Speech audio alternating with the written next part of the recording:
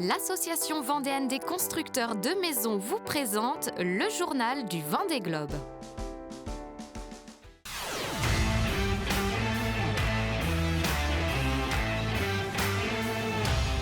Les albatros en vue, le signe que la flotte a bel et bien fait son entrée dans le Grand Sud.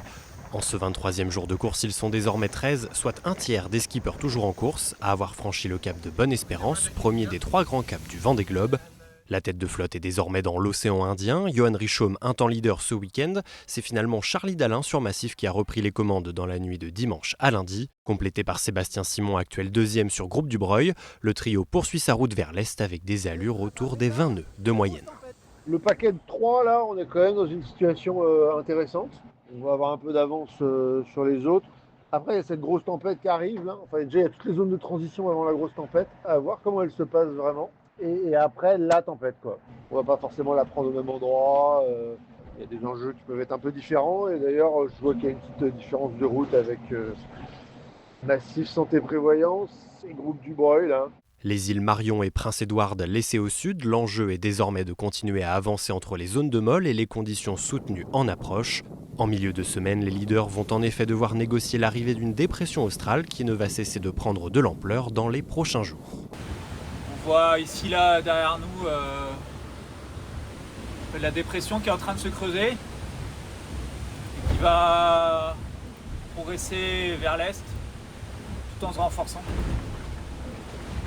Et les modèles ne sont pas exactement calés sur la trajectoire ni la force de la dépression, mais voilà, j'essaie d'être le plus prévoyant possible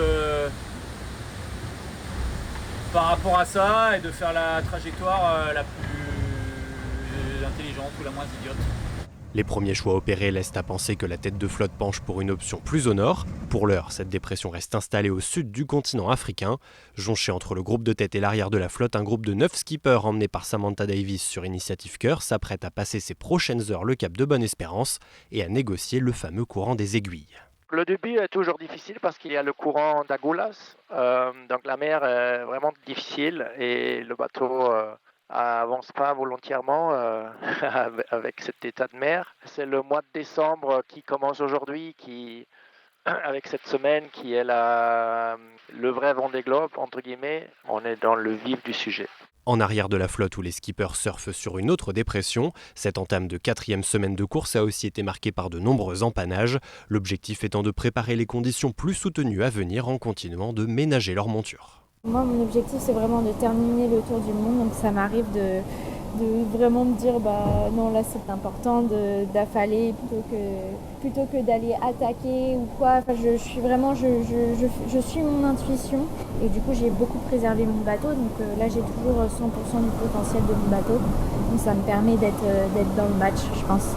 Au classement de ce lundi 2 décembre, Charlie Dalin sur Massif occupe toujours la première place devant Sébastien Simon et Johan Richomme. Nicolas Lunven sur Holcim PRB et Yannick Bestaven sur Maître Coq, qui ont tous les deux mis le cap plus au nord, sont respectivement 6 et 7e. Le groupe de 9 poursuivants qui a entamé pour une partie son passage dans l'océan Indien est fermé par Damien Seguin sur Groupe Apicil en 18e position. Derrière, le gros paquet de la flotte est toujours guidé par Jean Lecam, 20e à bord de Tout commence en Finistère Armor Luxe. Moins de 170 000 nautiques séparent l'Imoca Prismian de l'italien Giancarlo Pedote, 21e de celui d'Éric Bellion, 29e sur Stand As One. Après un week-end qui avait démarré par un blackout total à bord de MS Ameline, Conrad Coleman en 31e position fêtait ce lundi son 41e anniversaire. Enfin, en 39e et dernière place, à près de 4200 milles du leader Charlie Dalin, le Hongrois Szabolcs Vörös a franchi la latitude de Salvador de Bahia dans la journée de ce lundi.